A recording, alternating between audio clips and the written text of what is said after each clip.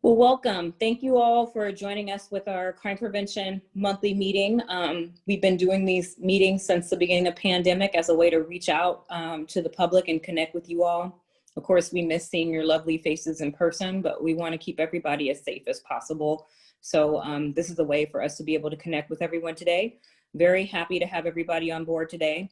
All my panelists and the chief, you can feel free to turn on your cameras now. Thank you.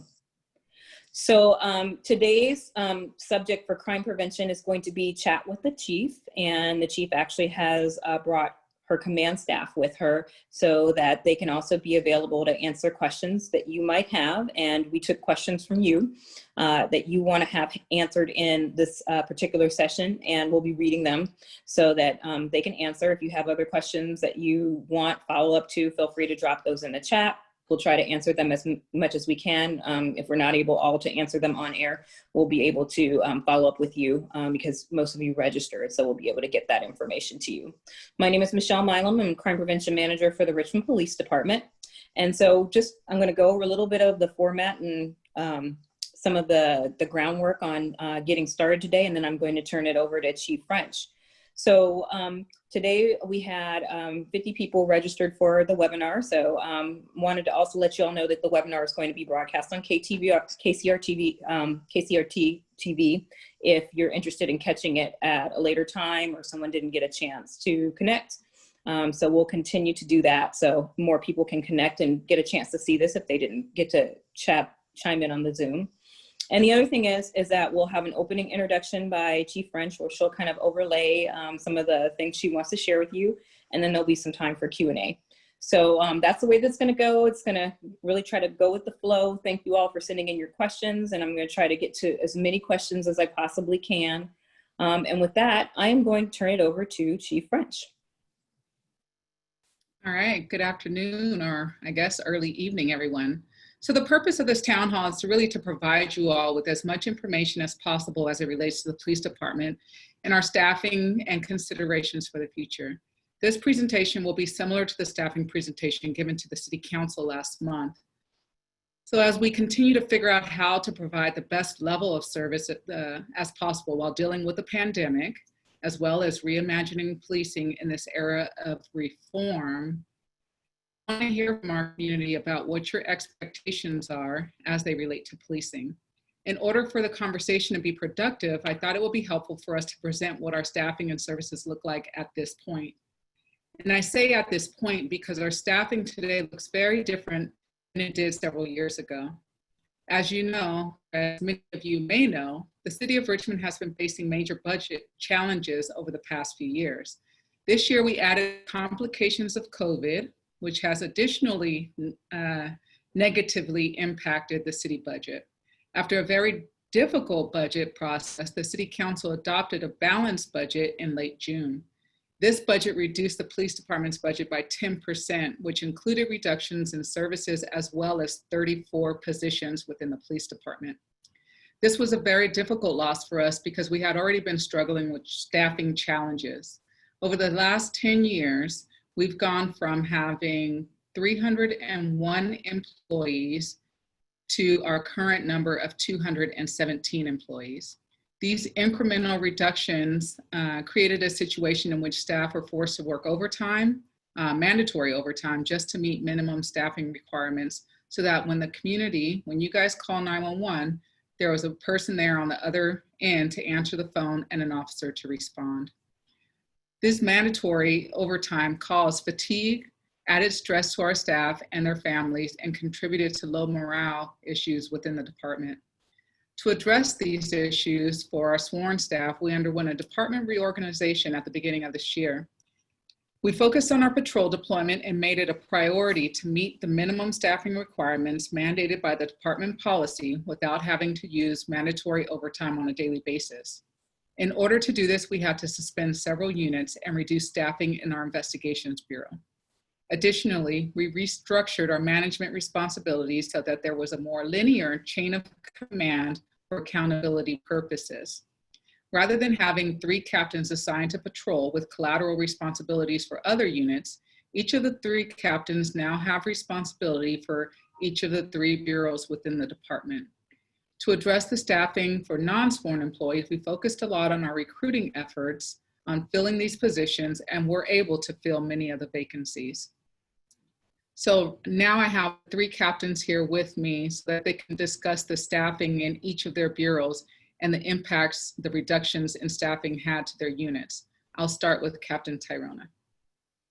Good afternoon. My name is Louis Tyrona. I'm the captain over the administrative division. So the administrative division covers 4 primary parts of the police department to include personnel and training, our dispatch or communication center, records, property, and evidence, and our information technology. The responsibilities for each unit, I'll go through this relatively quickly, but personnel and training is responsible for hiring and recruiting, equipment purchasing and inventory, compliance with mandated audits, both state and federal, and a continuous training program for all of our employees. That's comprised of 1 lieutenant, 1 sergeant, and 2 officers.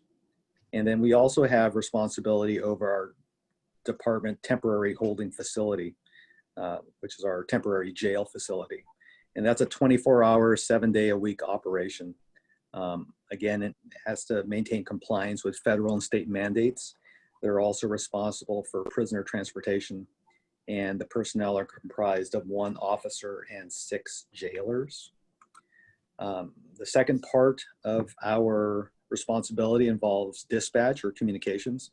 So they're usually the first step the public meets when they're requesting assistance from either police or fire or medical assistance. Our dispatch staff is a 24-hour operation, and they're responsible for dispatching police and fire, as well as conducting emergency medical dispatching.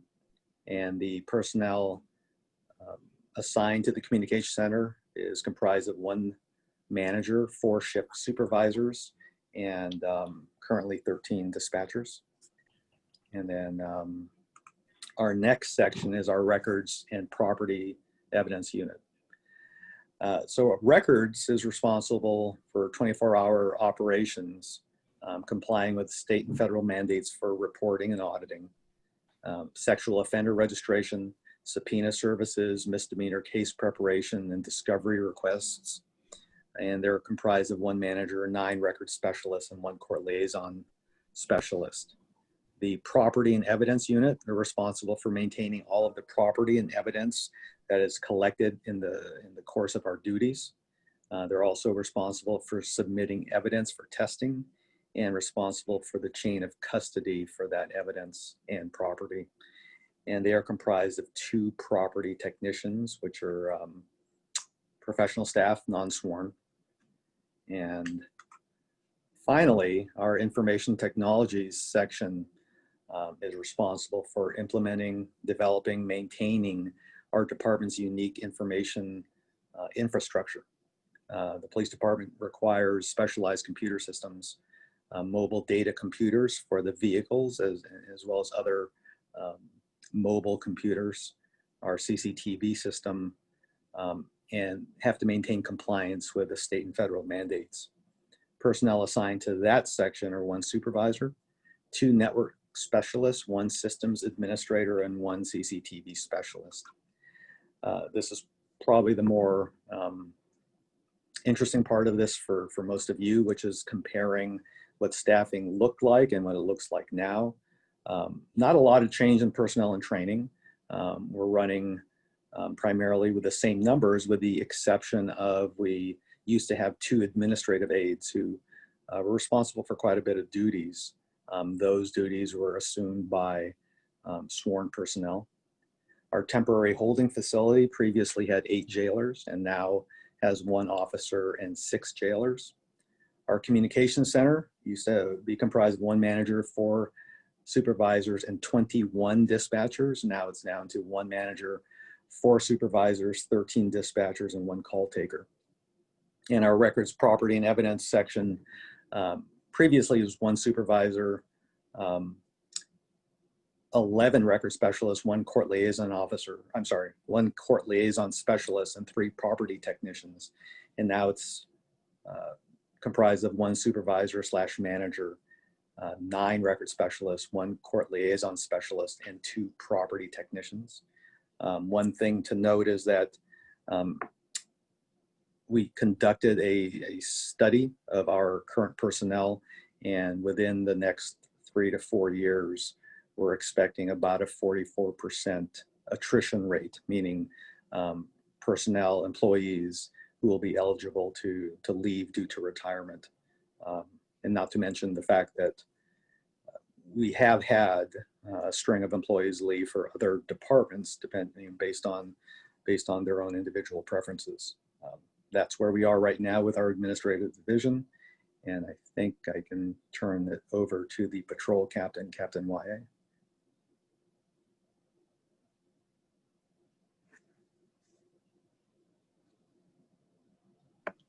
Hello, everyone. I'm Al White. I'm the Operations Bureau Commander, which is comprised of the Patrol Division and Traffic and Special Events Division. If you move over to the next slide, please, and just hold there. I'll talk about this more in detail, but I want you to pay particular attention to the trend line, and that is the officers that we've had in the department in the past decade. This graph here is a comparison between the population, our calls for service, and our patrol staffing levels in the last decade. Next slide, please. So in the past decade, city's population has increased by 4.7%. Our calls for service have remained steady. A number of patrol officers have decreased by 25%. We currently have about 61 officers in the patrol division, although currently our school resource officers are there on a temporary basis.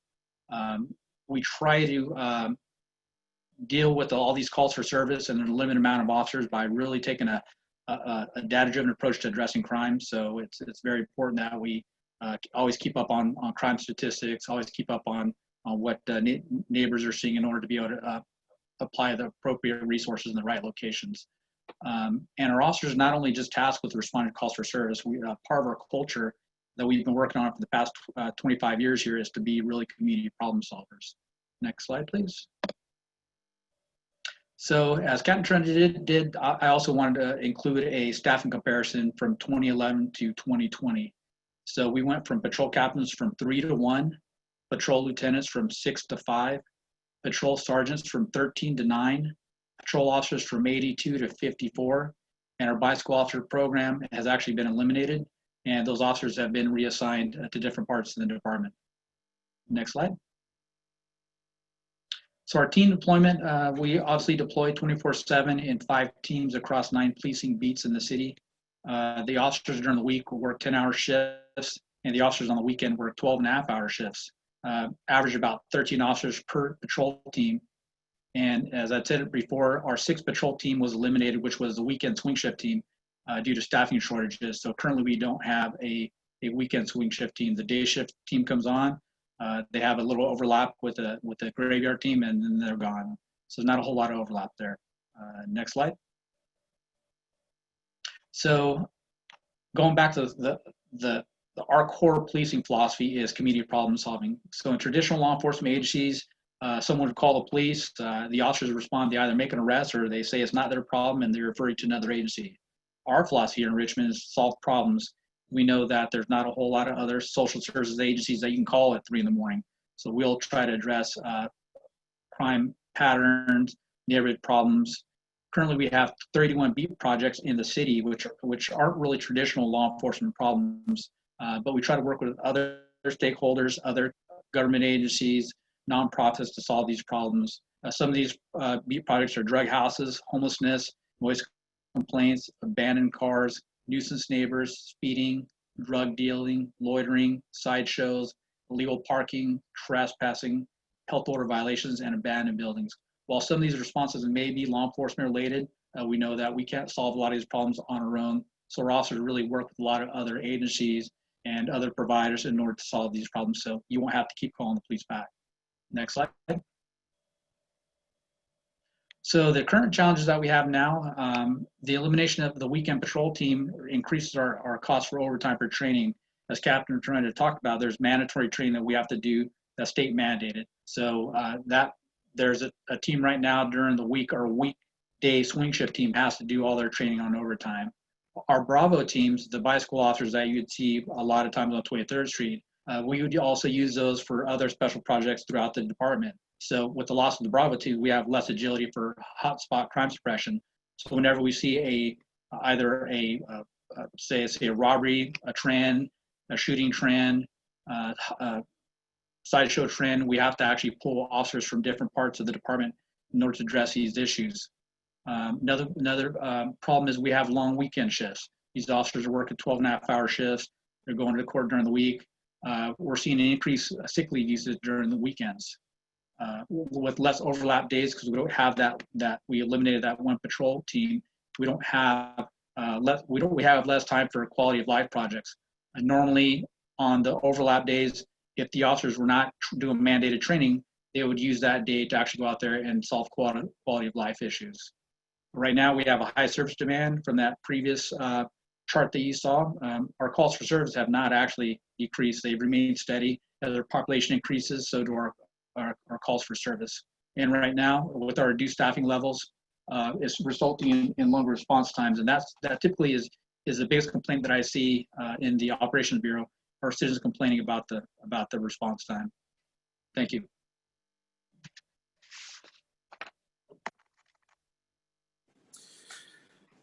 Good evening, everybody. My name is Captain Timothy Simmons, and I'm responsible for our Investigations Bureau. Our Investigations Bureau consists of all of our criminal investigation sections, which is our homicide unit, our robbery unit, our property crimes unit, and our domestic violence and sexual assault unit. In addition to that, in the Bureau, we also house our special investigations section, which is responsible for maintaining investigations on all of our gang violence, illegal narcotic sales, and transportation within the city, as well as maintaining an awareness and being responsible for sharing responsibility for parole and probationers that are paroled or assigned to the city of Richmond. The first slide that you're going to see next is an overview of what our previous and current staffing levels look like, just kind of at a glance. I'm not going to go through each one of these for the sake of time, but if you'll just note the very bottom, over the last 7 years or so, we've taken an overall 36% reduction in the staffing levels within our criminal investigations and special investigations sections. We've had reductions in supervisors, reductions in management, and reductions in investigators overall. Next slide. A little bit about what some of these units do. Our homicide unit is responsible to investigate all homicides, all attempt homicides and shootings. They process all homicide scenes, identify and collect evidence. They maintain consistent, regular contact with victims' families. At least that's our hope. They continue to investigate cold cases when time permits. They maintain and review current information with the Contra Costa County Crime Lab. They also investigate all officer-involved critical incidences that occur in our city. So if one of our officers gets involved in a critical incident, or an outside agency has an officer in our city that gets involved in a critical incident, our homicide unit is responsible for conducting that investigation. This unit is on call 24 hours a day, 7 days a week, 365 days out of the year. Next slide. The impact to our homicide unit. So we've actually taken about a 50% reduction in homicide investigators. Previously, we've had approximately 10 and 8 with 2 supervisors. Now we have 4 with 1 supervisor.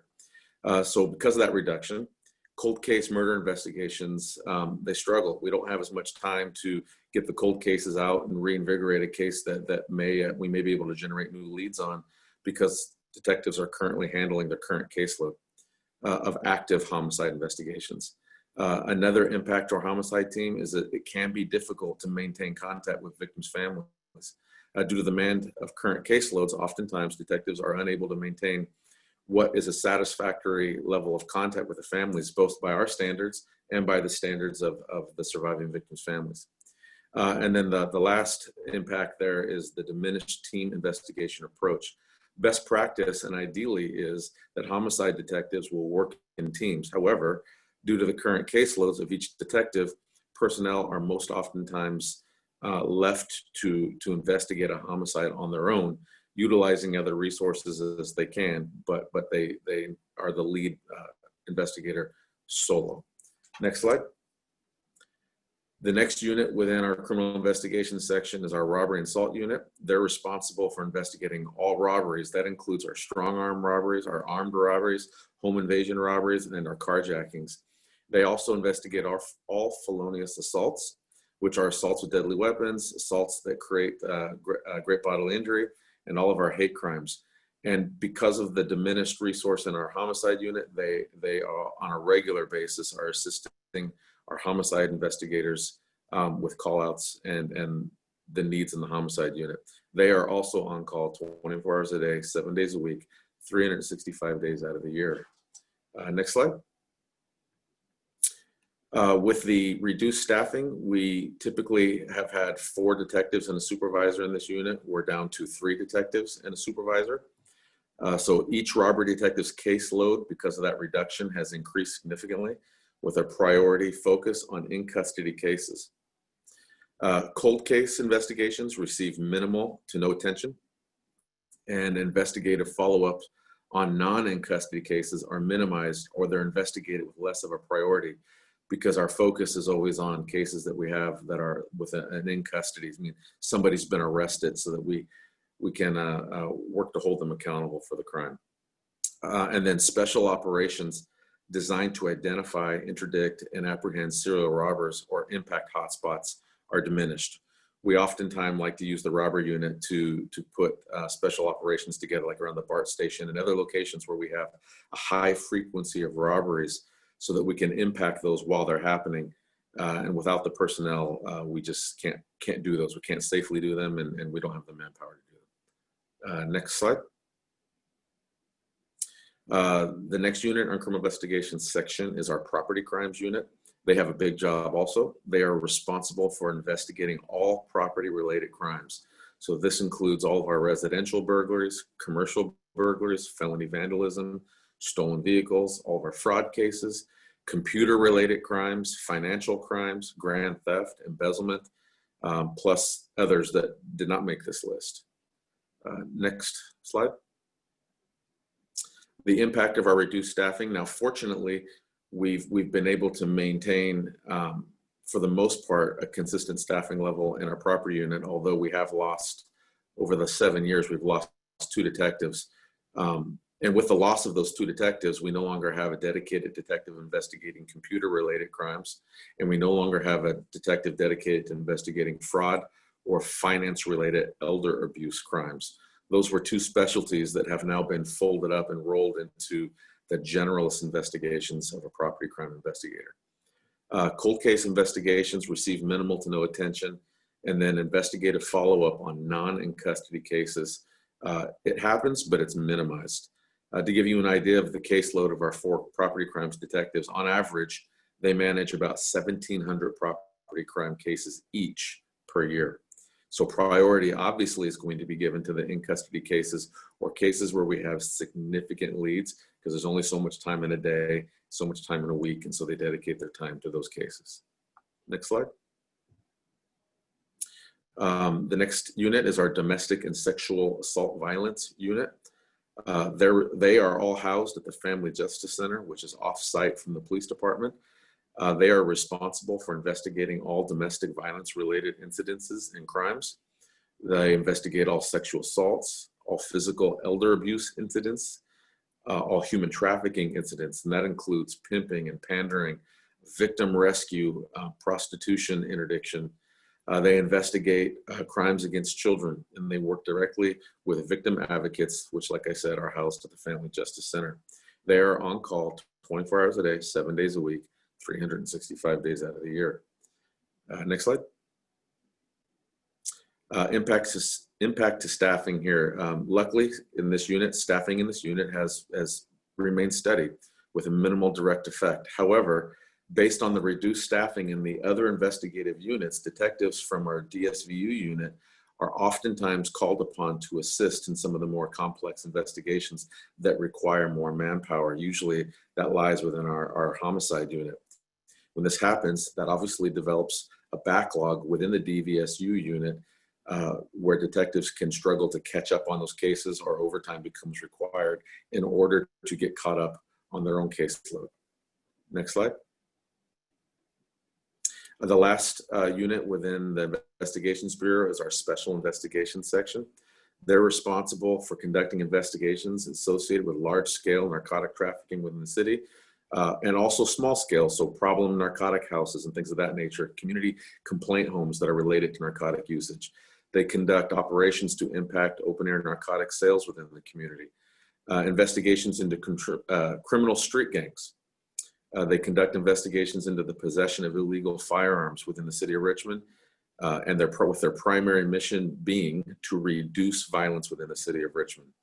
They maintain a connection and accountability with parole persons in the city of Richmond to assist parole officers with parole compliance. They maintain connection and accountability with probationers to ensure probation status compliance. And they maintain a connection and accountability with registered sex offenders. They also will investigate all illegal marijuana cultivation sites. So all these residential marijuana grows, they will fall into the purview of Special Investigation section. Next slide. This unit has also been impacted significantly by reduced staffing. Based on, they are about a quarter of what they used to be. They used to be approximately 14 detectives, and we're down to 5. As a result, there's little to no follow-up with paroled persons, little to no follow-up with probationers, little to no follow-up with registered sex offenders. There's divided attention between firearms investigations, gang investigations, and narcotic investigations. They more or less have to triage what is spiking in the moment now, so they can address that. And then there's also an over-reliance on regional-based task force units to assist with the reducing violence in the city. And I'll just kind of leave it there because I know we're running short on time. And at this point, I will hand it back to Chief French. Thank you. So there were a couple other impacts. Our CCTV program that we used to have, we no longer have. That has an impact on being able to catch people in real time. And I'm specifically talking about illegal dumping. I know that's a huge problem across town. We used to use our CCTV program operators will place cameras in hotspot areas for dumping, and they would watch, and we would do the operations where we can actually catch people in the process of illegal dumping, and we're no longer able to do that. And from the garbage that we see across the city, that our city is suffering because of that.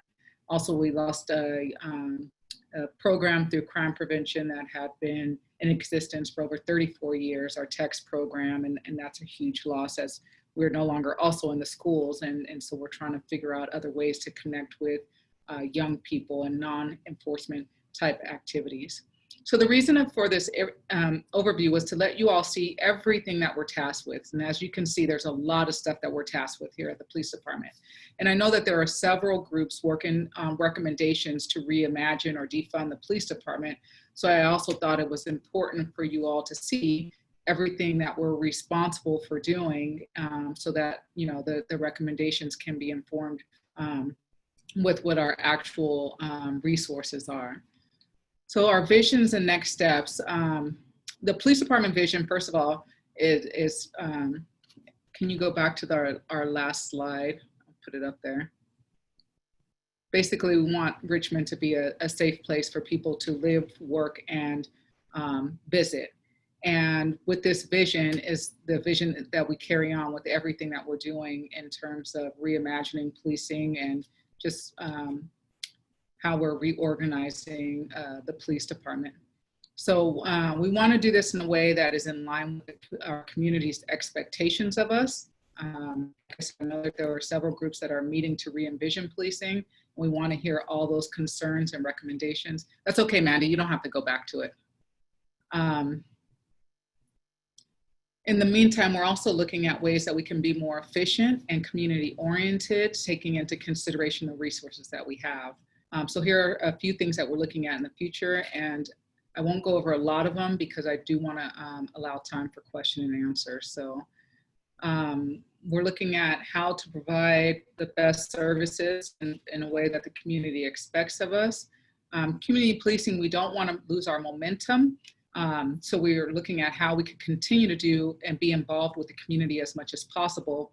However, with the staffing limitations and, this is a challenge for us. So a lot of people ask kind of why is overtime necessary to engage in a lot of community policing functions. And community policing is a philosophy that we carry throughout the police department. It's ingrained in everything that we do. So even as officers are responding to calls for services, they're doing so with the community policing vision in mind.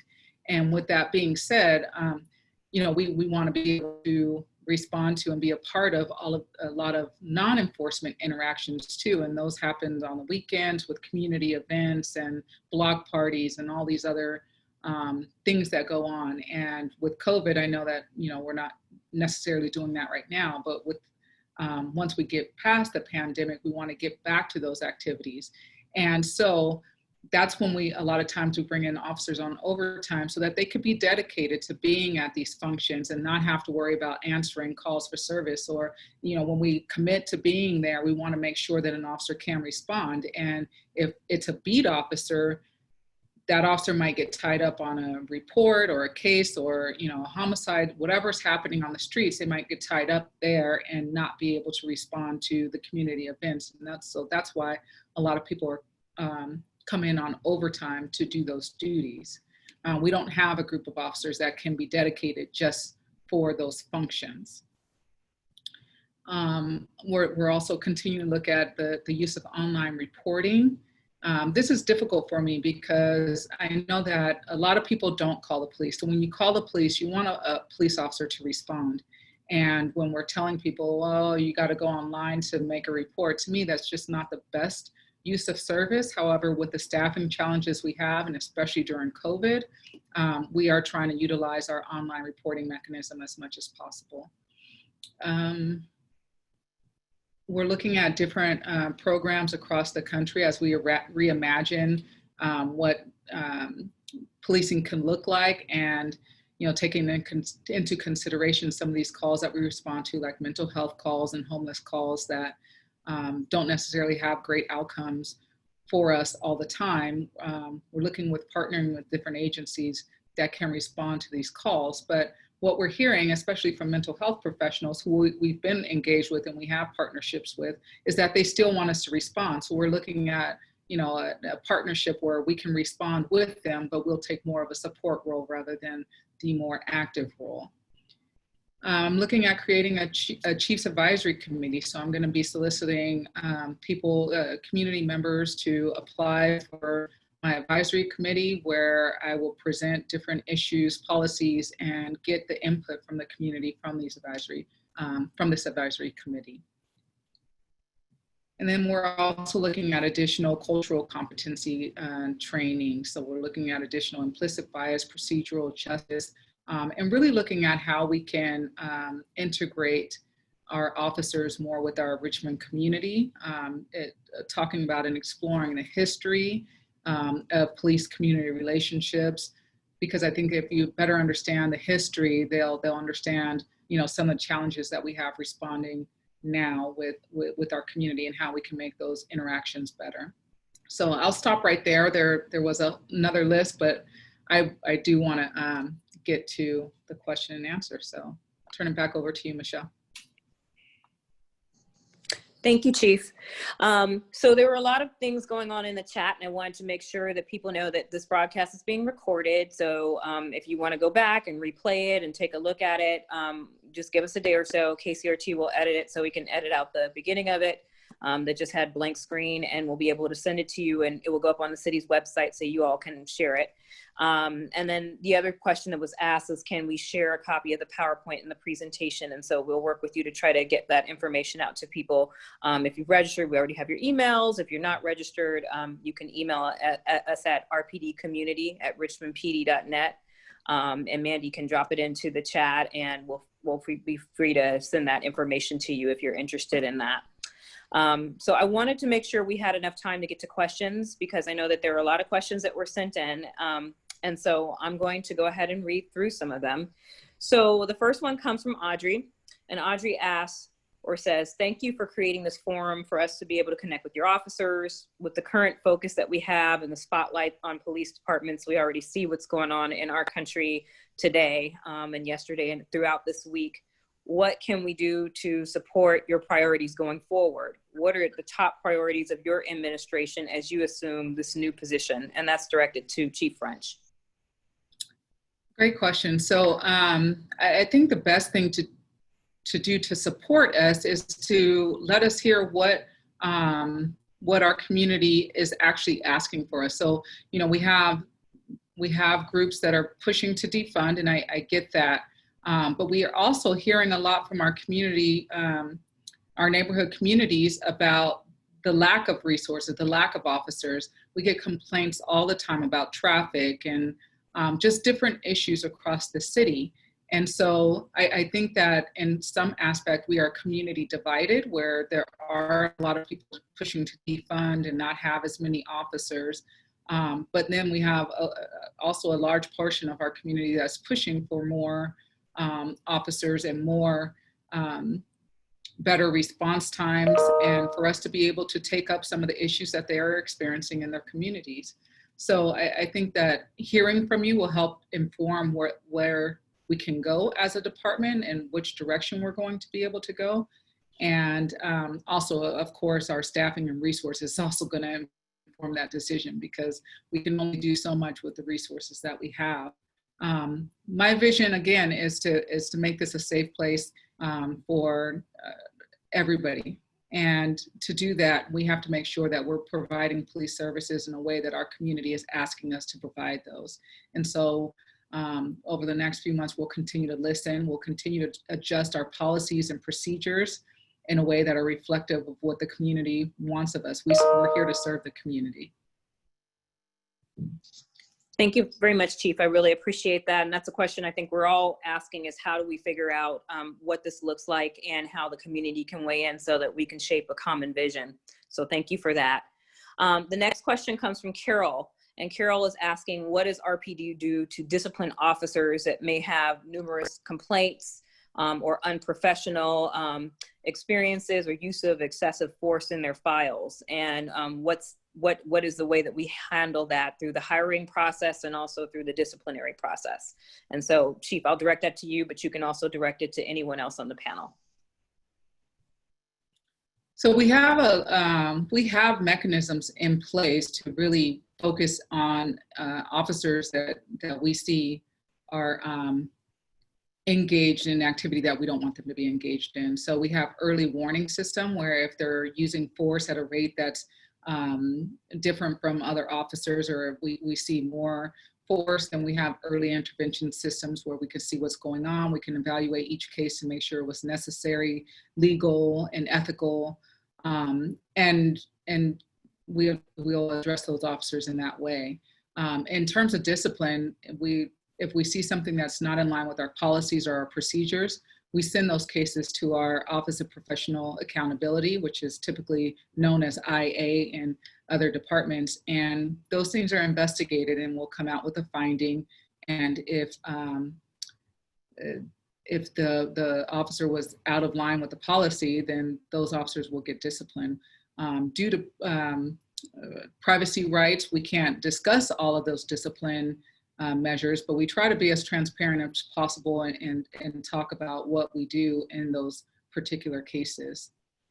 We also post online all of the complaints that we receive from the community. Actually, most of the complaints that we investigate are internally generated. They're not generated by the public. We do get some public complaints and we investigate those too, but most of our complaints are actually internally driven. That means that, you know, we review all use of force cases every month.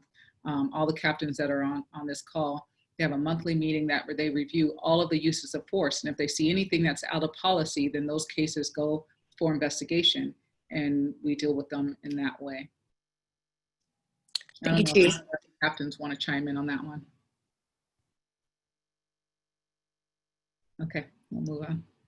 Okay, we're going to move on to the next question, and there's several questions that are centered around mental health. And so this one comes from LaShawn, and she says many departments around the country comment that they aren't able or capable of handling issues like mental illness or someone who is a mental health consumer.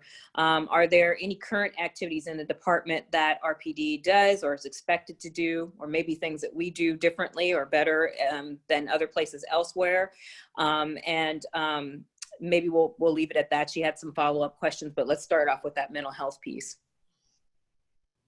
So all of our officers are trained in crisis intervention training, and we made sure that this happened a couple years ago, where all officers, they get crisis intervention training in the academy, but yet also when they come to our department, we provide additional crisis intervention training, and that's to specifically deal with the mentally ill. We also have a program called the MHET program, Mental Health Evaluation Team, where we have an officer that's assigned with a clinician to respond to people actually when they're not in crisis. So if one of our officers deals with somebody who's in crisis and we might have to send them to the hospital, we refer that person also to our mental health officer, who later visits that person and make sure that they're getting the resources that they need, that they're taking the proper medications, that they're going to mental health appointments, and we try to keep them on the right track so that we're not responding only in crisis situations. He builds a rapport and relationship with a lot of people in the community. They have a cell phone number and call him directly when they feel like they're going into crisis. And so that's helped us reduce our the amount of calls that we've had to respond to, patrol officers have to respond to on a daily basis. Captains? Additionally, we have a core team that is dedicated to Richmond, San Pablo. So core is a county-wide team that addresses the needs of mentally ill and homeless. And they're really the head of where those resources are directed. But we partnered with the county to have a specific team that focuses on Richmond and San Pablo. So that's definitely a resource that is not available throughout the entire county. I think something that's also key is that our officers take a case management approach to mental health. So oftentimes we have repeat offenders. So instead of going back to the same house over and over again for a public disturbance or a family disturbance, they refer that resident or that individual to our mental health assessment officer. And then that officer could go back when the person is not in crisis and try to deal with them then. It may be a housing issue, maybe an employment issue, maybe a substance abuse issue. So they try to look at it as an individual and address their needs. Thank you both on that. And, that's a big question that we get asked a lot. A lot of what we do is working alongside other parallel agencies to do help with coordination with the homeless, with mentally ill folks and those who are consumers, because we know that the partnership helps strengthen what we're able to do, because some of these things are things that ended up in the police department's lap because of things that go on in society. So partnering with those organizations is really important. There's another important question that I wanted to ask, and this could be for the chief or anybody on the command staff, and I think we get it a lot, is it comes from Mike Parker. What do you mean by community policing? And we get that question a lot. What does community policing actually mean? And why can't it continue with a reduced police budget? So I just throw that out to anyone on the panel. So as the Operations Bureau Commander overseeing the patrol division, I probably see the most of these types of issues when it involves community policing. And what that really means is really just engaging with the community.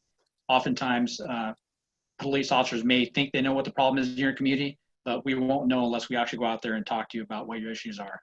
So it's engaging with you. It's being really the coordinators and facilitators to solving problems.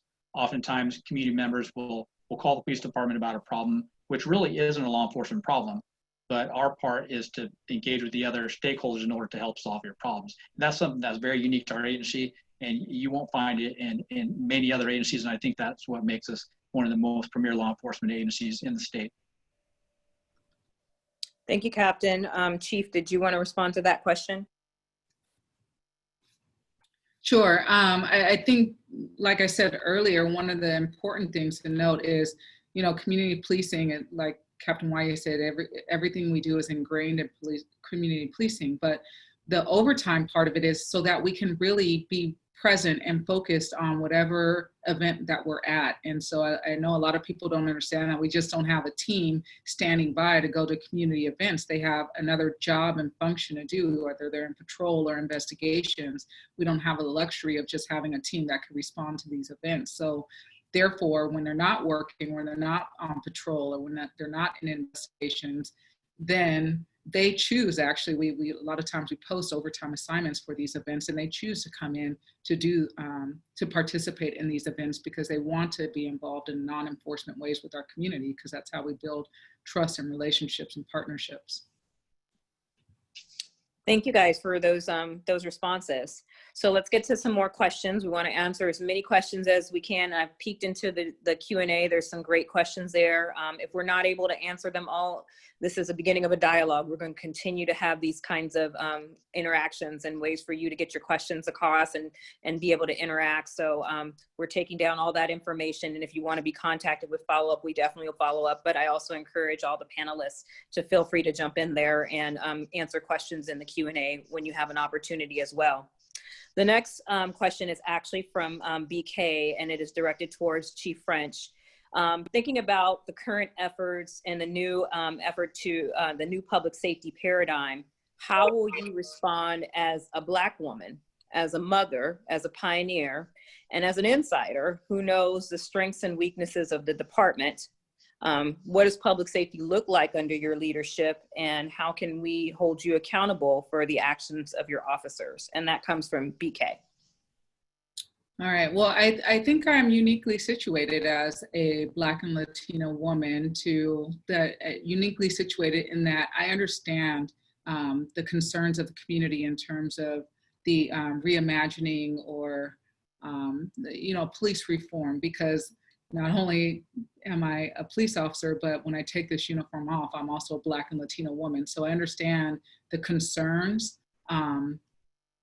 And so, like I said, I'm uniquely situated to really address these concerns with my department. I think we have a great department, though. And I'll knock on wood, but you don't see kind of what's going on nationwide in these other communities happening here in Richmond. And that's because we really focused on building community relationships. We focused on training our officers, doing exceptional training, de-escalation. We were one of the first in the nation to start de-escalation training here.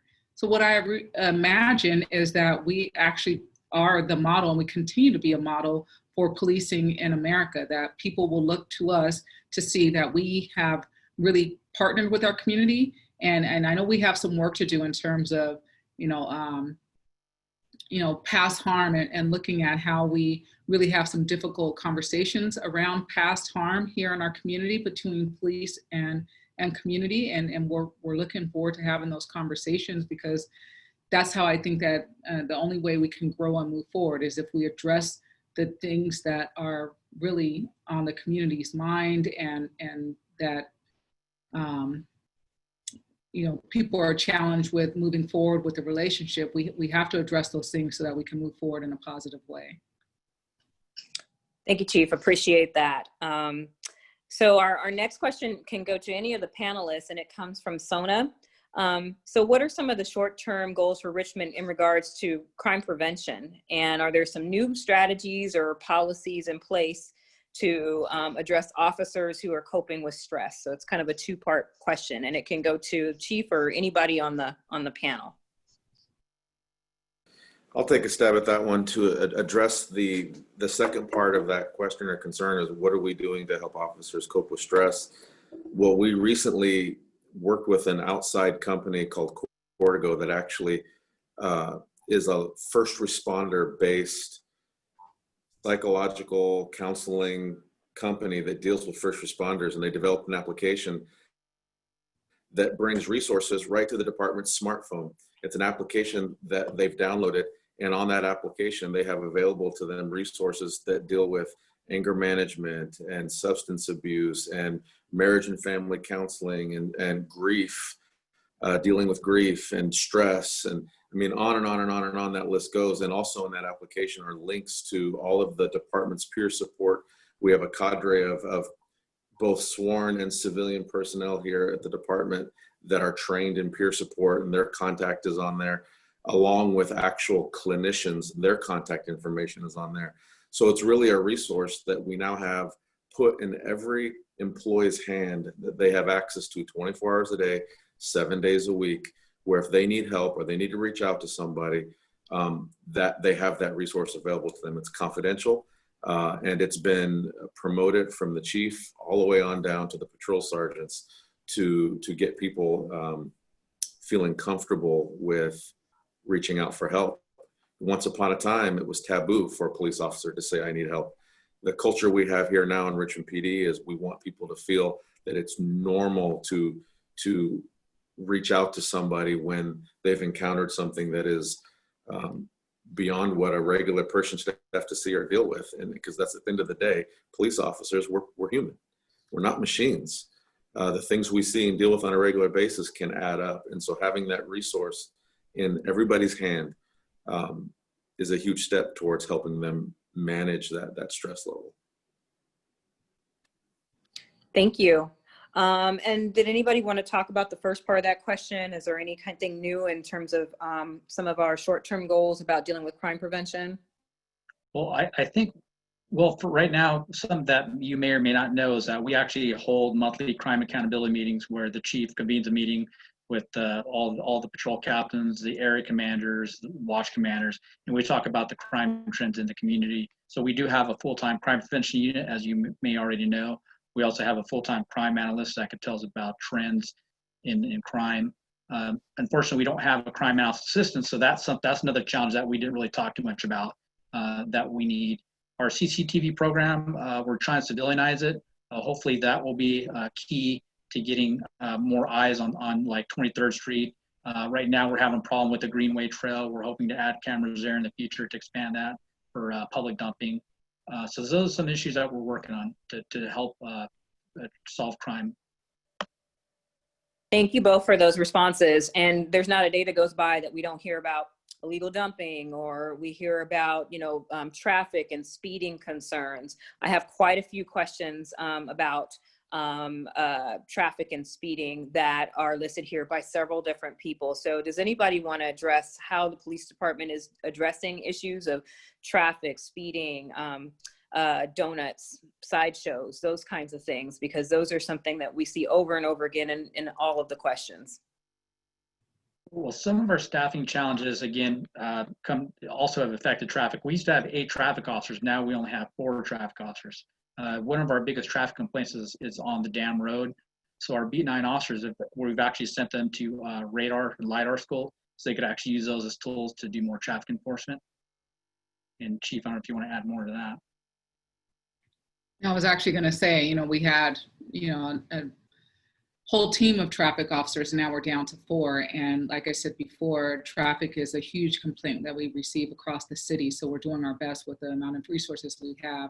We actually went after a grant, traffic grant, which we received over $200,000, and that will include some money to do some enforcement on overtime, which it always helps out too. So, and it won't, impact the city's budget. So we're also doing a lot of that work on overtime. Okay, thank you. Going a little back to some of the visioning questions, I got a question from Dawn, and she wants to know, what is the vision of supporting the youth of Richmond from the perspective of the police department and the leadership? This is a huge topic of conversation for us here at the police department because, as most of you probably know, the school district is not renewing their contract with us, and that's really going to hit us hard because that's where we actually made a lot of formed a lot of partnerships. That's where we formed a lot of relationships with young people, and really you're there at the schools for long periods of time. You can build that trust. And through that trust, young people came to our school resource officers and provided a lot of information that helped to keep them safe. So for example, if there was somebody on the school grounds with a gun, you know, a lot of times we found out that information because somebody, you know, saw it or, you know, heard about it and went over to the school resource officer and said, hey, you might want to check out so-and-so. And they were able to, you know, safely get that gun or weapon off of that student and not result in a shooting or something like that. Where now, you know, officers off the street that don't have any relationships with the students in school will be responding to those calls, and they won't have those relationships where they can call somebody out and they already have some respect between the officer and the student. And so we're concerned about that moving forward. We're looking at different ways to connect. We're going to continue with our diversion program. So our goal is to not put kids into the criminal justice system. We know it's a system that has challenges and is broken, and we don't want to send kids there unless we have to, absolutely have to. And so our diversion program is an 8-week program where we if a young person offends and has a misdemeanor case or something like that, we can send them to diversion. They complete the program, and then we don't send that case to juvenile probation for filing. And so we want to do more of that work. Also working with PAL and other agencies that serve young people, because I think that there is room for us to have relationships with the young people. It's going to be more difficult without the SRO program, but we're going to look at every opportunity possible to connect, because they are the future. And I know that we have the ability to provide resources that they're not getting from a lot of different areas.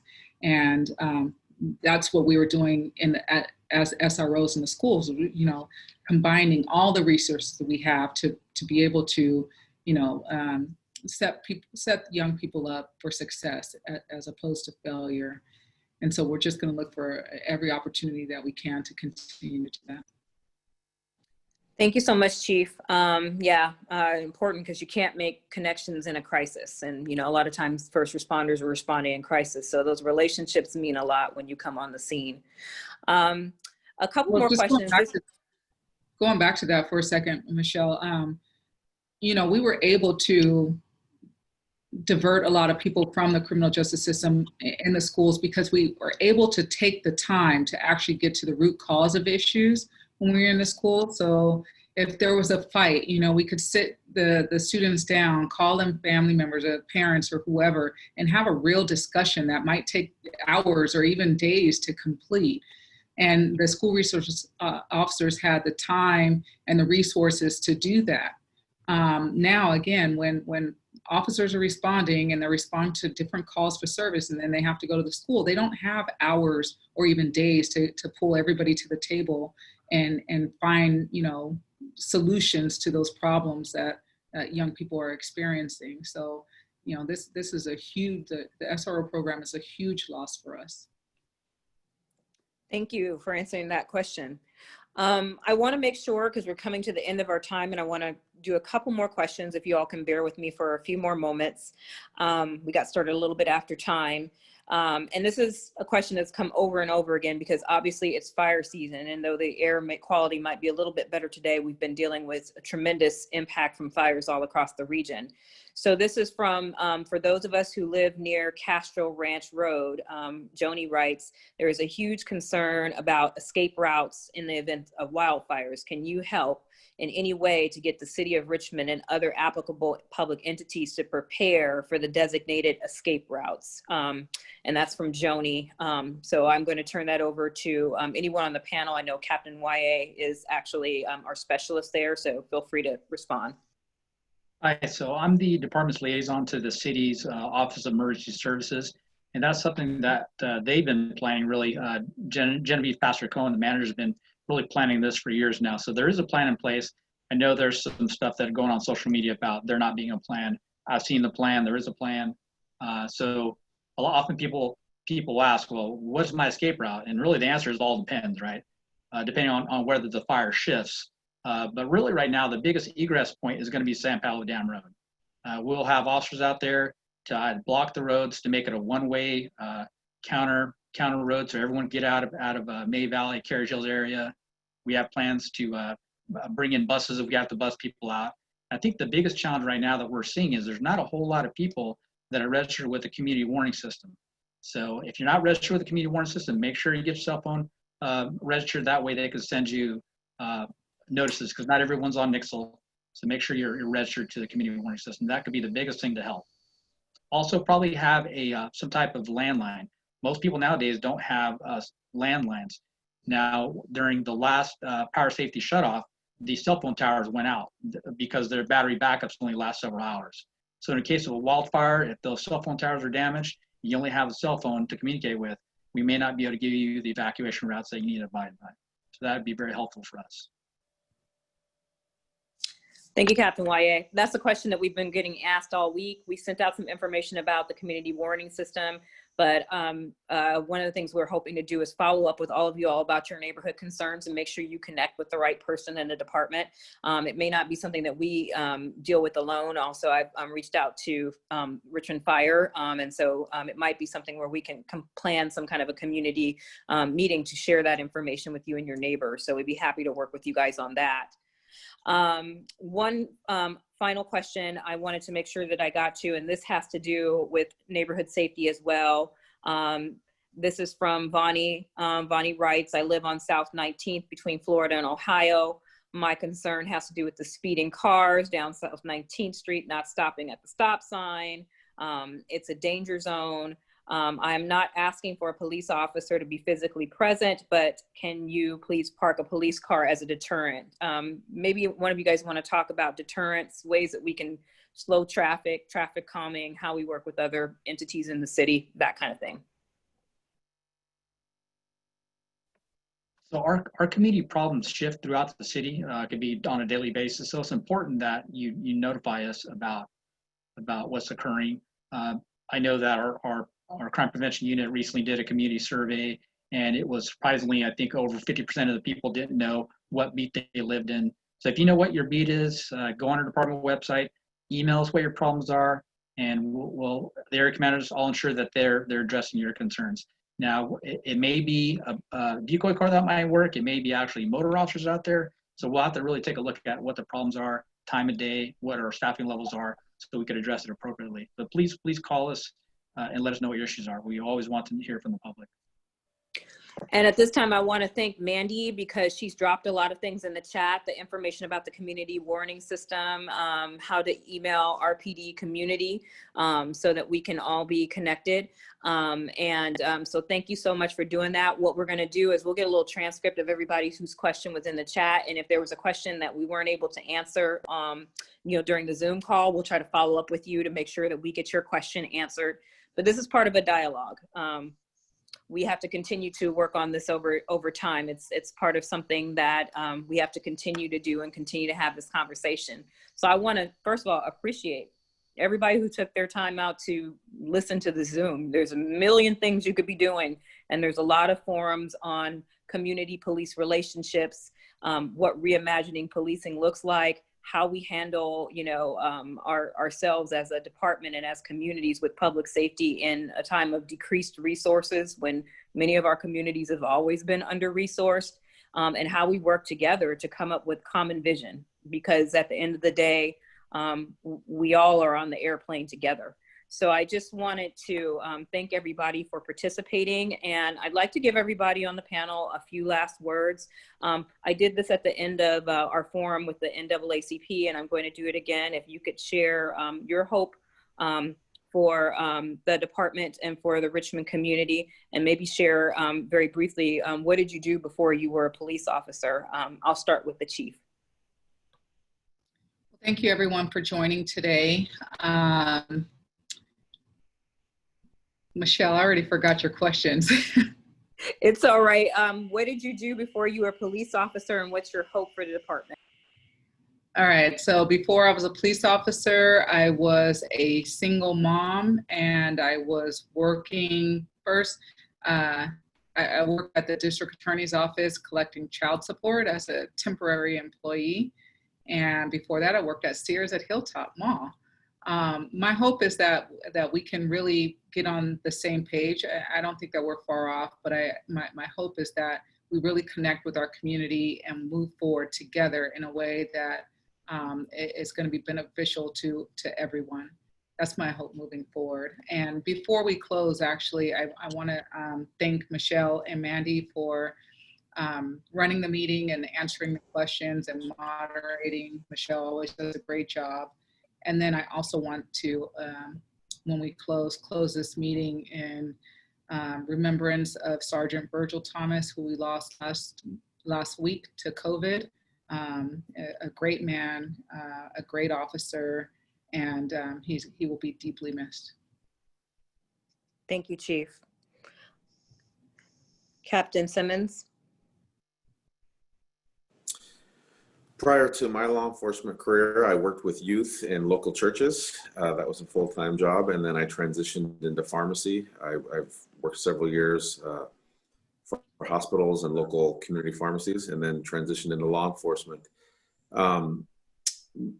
My hope for this city is the definition of community that I subscribe to is a group of like-minded people. And I hope that through this process and this time period that we're going through now and in future ones, we can continue to become like-minded. The police department and the community, it's not two sides of the coin. It's just us together. We are the coin, and wanting to merge our priorities and work more to understand each other and our perspectives and continue to become like-minded. And when we do that, needs will be met. Crime will be impacted in a positive way.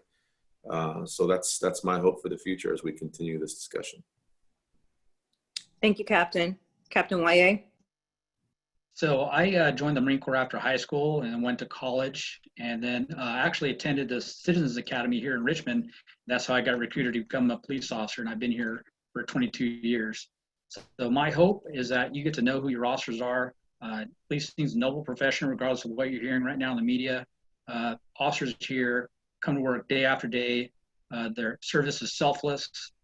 They sacrifice a lot every day, especially right now during COVID-19. Right now, through the death of Sergeant Thomas, I mean, it's hard to come to work every day, but people still come and do it. And they still put their lives on the line for you every day. So get to know your officers, get to know your area commanders. I tell them all the time, hey, you guys have the responsibility for what's occurring on the streets. I ultimately have ultimate responsibility, but get to know them, give them an opportunity to work with your problems, and also get to know your officers. And thanks again for joining this forum. Thank you, Captain. Captain Tyrona. Well, before becoming a police officer, I am a first-generation American. So immigrated here from the Philippines when I was a child and got sworn in as a U.S. citizen at the age of 16, one of the proudest days of my life. I was a student. I taught martial arts. I built bicycles. Got into this job as honestly kind of a lark, but actually found my calling. That finding police work, especially in the city of Richmond, has been nothing but a positive and rewarding experience. I started here just shy of 27 years ago and saw Richmond at its peak in terms of violent crime, and have seen the steady positive progress the city has made. And so I'm very proud of the city, what it's become, what it's becoming, and have very high hopes for the future. So thank you. Thank you, Captain. She's being put on the spot because she's always in the background being excellent, but I'm just going to ask Mandy, you don't have to turn your camera on. What did you do before you got into this career, and what is your hope? Sorry, I was responding to somebody. Before I was with the department, I was working in restaurants and in retail. But I've always had a strong love for community. Got that from my mama.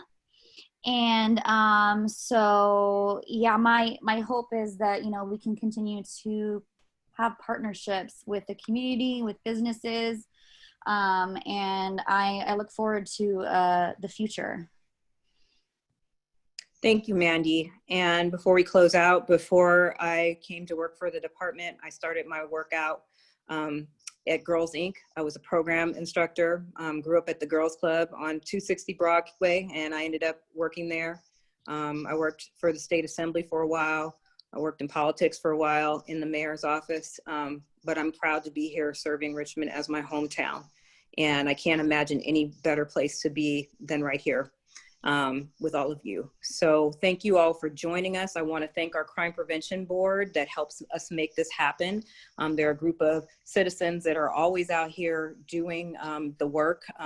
Everyone, I don't want to call names because I'm going to start forgetting names, and I don't want to forget any names, but I want to thank all of them. And if you'd like to reach out to them, maybe Carla, you can drop your email and Al's email in the chat so that you can connect with them. They are a great resource. And as we close out this meeting, I'd like to close it out in memory. If we could have a moment of silence for Sergeant Virgil Thomas, who we lost to COVID-19.